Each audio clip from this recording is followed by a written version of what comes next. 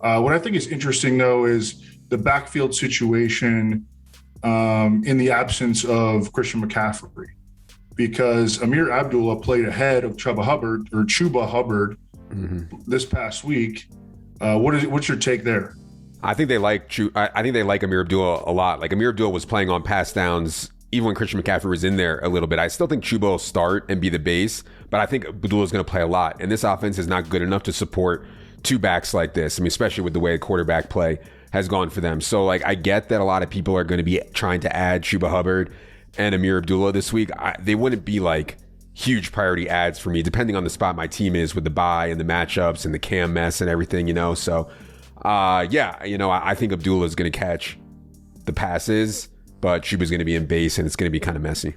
Jalen Waddle, I think he looks faster now than he did early in the season. You remember at Alabama, he missed a ton of time in his final season there due to like a severe ankle injury. And I think that he was still kind of coming back from that early in the season. He looks really fast now. Yeah.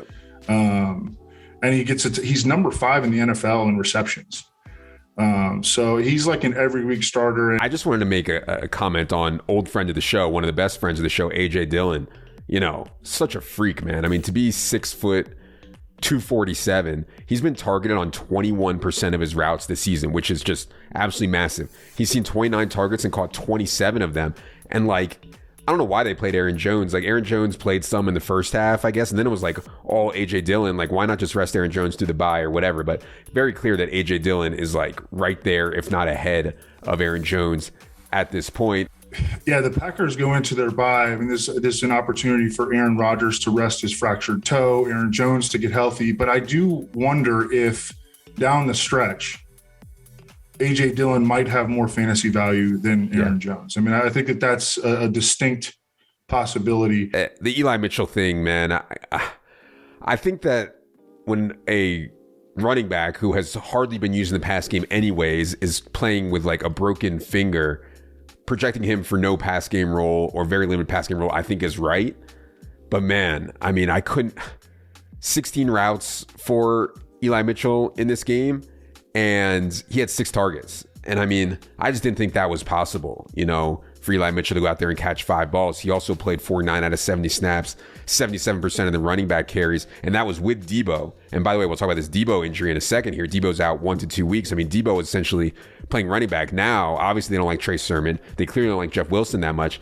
It seems to me that Kyle Shanahan is like in love with Eli Mitchell, who's played really, really well. So what do you see out of the 49ers, and what do you think about them without Debo for the next 1 to 2 weeks? Yeah, Kyle Shanahan loves Elijah Mitchell. And I mean, Elijah Mitchell has been really, really good.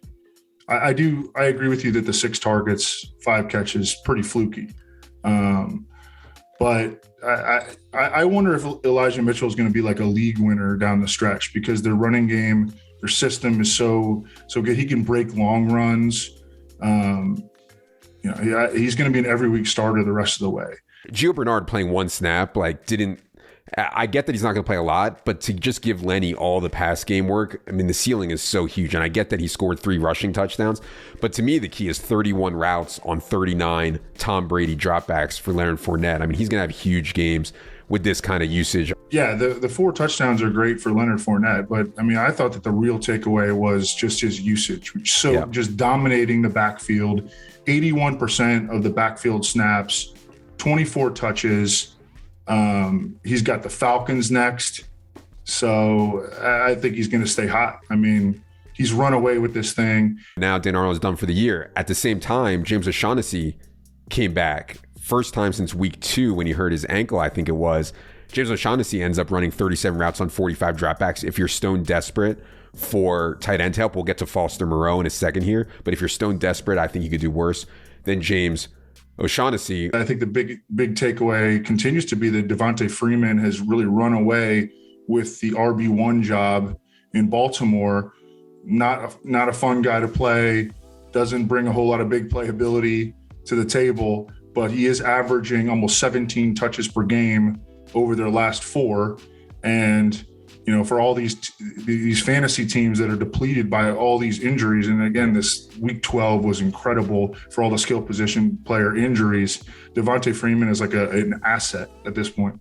So unfortunately on Thanksgiving, Darren Waller went down with a knee injury. They're calling him week to week, which, to me suggests he's going to miss at least this 1 week here. We've seen this before. Foster Moreau ended up coming in and having a pretty solid game. I don't remember his exact line, but his usage was like almost perfect, and he caught like 6 balls or something like that. And so I think Foster Moreau to me would be preferred over James O'Shaughnessy short term. I don't know how long Waller is going to be out though, so if you need someone for the rest of the year, maybe O'Shaughnessy is better. Either way, I mean, you're obviously drawing really thin with both these guys. But what do you think about Foster Moreau and anything else on the Raiders? He's a good player.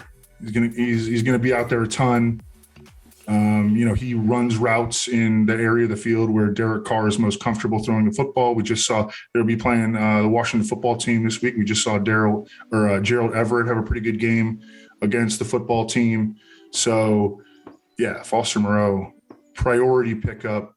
Well, Pat Freiermuth, 5 touchdowns in his last 5 games, played 76% of the snaps, second highest of the season, but he suffered a concussion late.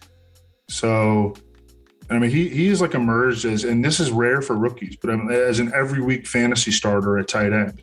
It's very rare for rookie tight ends to do that. He's clearly emerged as that, but we're going to have to monitor his health status as he tries to get through the concussion protocol.